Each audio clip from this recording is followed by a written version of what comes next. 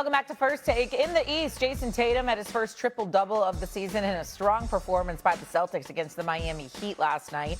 Tatum finished with 25, 18, and 11, while Jaylen Brown added in a cool 43 points of his own. In total, the C's dropped 147 points on Miami. On Wednesday, Jayson Tatum and Jaylen Brown became the third Celtics duo with a 40-point game and a 25-point triple-double in franchise history, joining Kevin McHale and Larry Bird in 1985, Don Nelson and John Havlicek in 1970.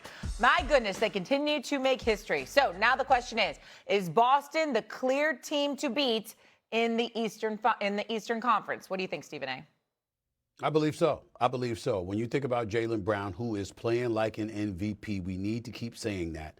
It's not just Shea, it's not just Wemby, it's not just Luka, it's Jaylen Brown. He is playing like an MVP. Dropped 43 last night, had 20 in the first quarter. The brother's special. Ain't no question about it. And he plays on both ends because he defends as well as scores.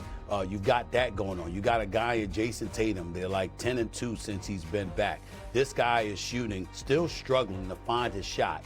Just got back, but still won Eastern Conference Player of the Week. I mean, I'm just looking at that. I'm looking at a team, Wendy, that, you know, they've struggled. We expected coming into the season that they were going to struggle, particularly with rebounding. Porzingis is gone. Horford is gone. They're like, percentage-wise, they're like the third leading rebounding team in the NBA. All right? They're best in the last 17 years. This is what the Boston Celtics are doing. You got a cat in Peyton Pritchard that comes off the bench and gives it to you. You got Derek White who can ball, okay? And you know he's experienced and he's a reliable commodity for them. You look at everything that's flowing with the Boston Celtics right now, you can't say enough. Now, of course, with Detroit, even though they're still a number one seed and they've been winning games without Cade Cunningham, which is a testament to them, we know they're better with him. We know this dude was an MVP candidate the way that he was playing before he ended up going down with the partial lung collapse. We get all of that, right? But the thing about Detroit that you question, particularly in the event that they end up going against Boston, even though they've beaten Boston like 3 or 4 times they faced them this year, is that you're wondering about Detroit and that secondary offensive option. Who's that guy other than Cade Cunningham that you can rely upon to put the ball in the hole? That is not a problem that the Boston Celtics have.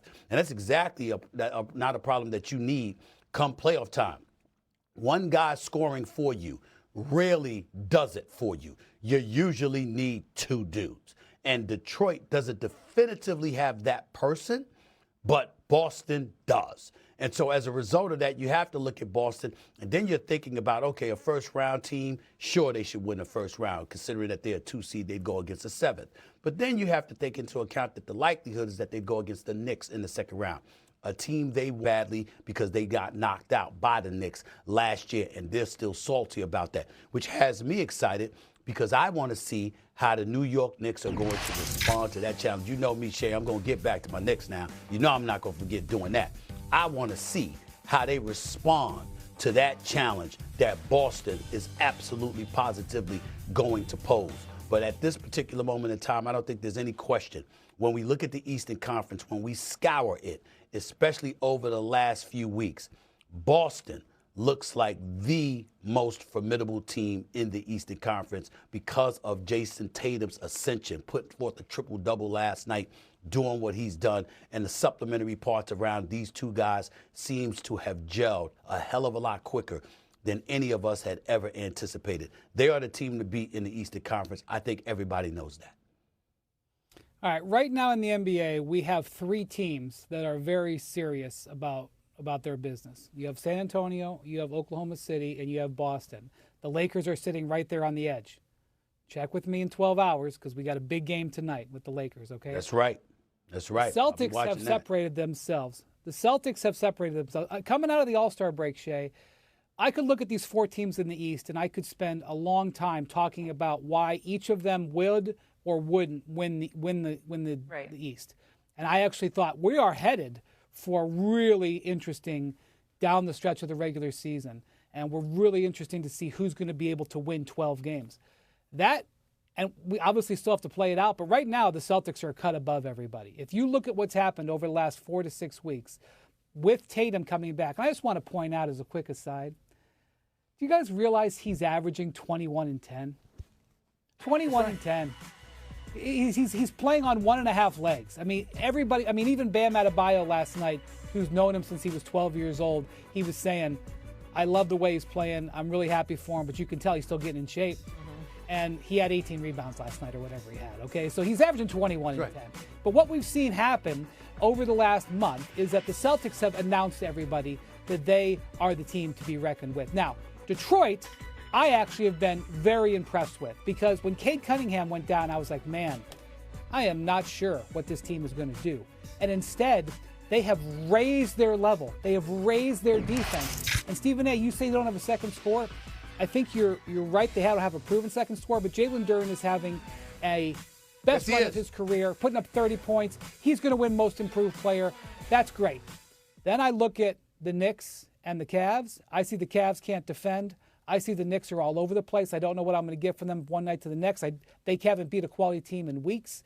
And now I see an Eastern Conference that's very divided, Shay, very divided. Boston, some space. Detroit with, like, watch out when Cade comes back, and then a gap, and the Knicks and Cavs. That, as we've gone on here, have separated out, and the Celtics have risen to the top. And there's no doubt they're going to be the 2 seed. They're not going to lose 3 more times. The Knicks can forget about home court in the second round. That's over. And next Thursday, Stephen A., I know it's a regular season game in April, and you're never going to hear me say a regular season game in April has super extra meaning, but the Knicks play the Celtics next Thursday. And this is going to be a real test about, are the Knicks serious about this? Are they going to be able to beat this team 4 out of 7? Because right now you look at these two teams and they're an ocean apart. And I only think that the Celtics are going to get stronger because Tatum is going to get stronger. And I can't verify to you that either the Knicks or the Cavs are going to get stronger. They have the potential to do it. They have the talent to do it. Just like we thought 6 weeks ago, absolutely they could win 12 games and win the East playoffs. But you can't look at the East right now and say any team but Boston is in your favorite seat. So, I went to some notes because this mattered to me, Wendy, because I'm looking, right? And if you remember, because you see me throughout the years, Wendy, and you know how I can get when it comes to my New York Knicks, okay? You know this. You know that I get in a very sour mood. Shay, you haven't been around me enough. Wendy has.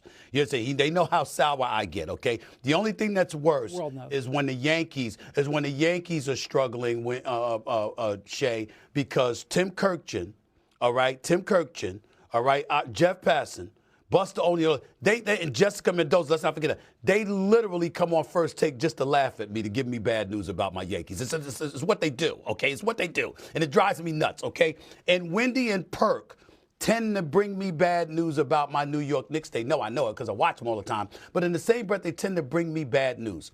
Well, here's what happened. One time I pulled over on the New Jersey Turnpike because I almost cried at the rest stop because, damn it, the ping pong balls came in. And all I needed was the Knicks to get a top 2 pick, okay? So they could get Zion or Ja Morant. And damn it, they ended up with the 3rd pick, okay? Years before that, all I needed was them to get, they had the 7th pick in the draft with Steph Curry. New York Knicks had 8th pick. This is the kind of stuff that goes on, all right? Why do I bring that up? Because Jaylen Duren, for the Detroit Pistons, was drafted in 2022, 13th overall. The New York Knicks had the 11th pick, and I'm begging them to take him, and they pass.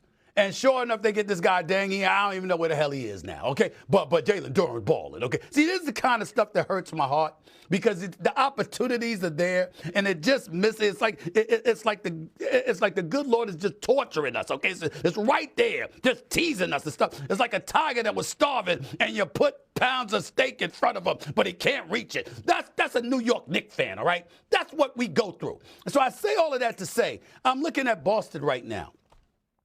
And Jayson Tatum, by the way, is making you love and respect him even more than you did before. Because as good as he was, a 27-point-per-game scorer, a first-team All-NBA player, let's keep it a buck, Wendy, he hasn't been appreciated. Not nearly as done. When he goes and plays in the Olympics and he gets benched for both games against Serbia, and you got the coach coming up to you beforehand and telling you, I don't know if I'm going to find minutes for you in a 40. I know you and I disagreed about that because Olympic competition is different than the NBA, and I get that part. But you remember what I was going off about. It wasn't even that he didn't play. It's that you walked up to him before the game and said, I don't know if I'm going to be able to find any time for you in a 40-minute contest, and the brother, an all-NBA player that just won a championship, okay? We forget. Jayson Tatum, we look at him, and we're thinking about a scorer. You brought up what other stuff that he's doing. How about his passing last night? How about the fact that over 3 games, he's got like 83 points over the last 3 games, like 83 points, like 48 rebounds, like 34 assists. That's what he has over the last 3 games.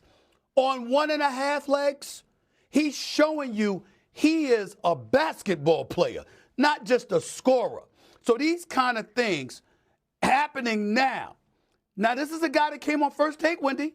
And I basically said to him, you don't need to come back. Take your time, man. Don't rush back. Just stay the whole season off. You know what I'm saying? Just come, because I'm thinking about my Knicks, and we got a chance because he's got this damn Achilles tear.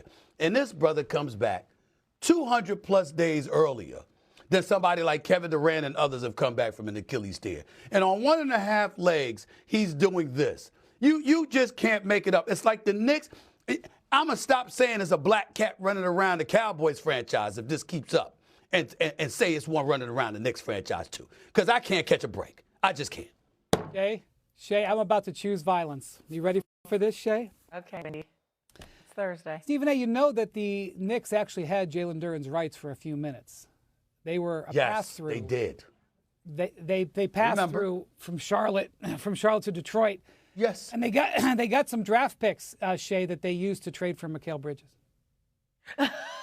And it all comes full circle. He's going to leave. And it all comes full circle. To go back to Jayson Tatum really quick, it's his second career game, not just this year, second career game with 25 points, 15 boards, and 10 dimes, what he did last night, with Jaylen Brown playing and him just coming off an Achilles tear. Okay, let's point that out. Wendy, we'll see you a little bit later. We're going to turn to the NFL now because Rams star wide receiver Puka Nacua is entering rehab, according to his attorney.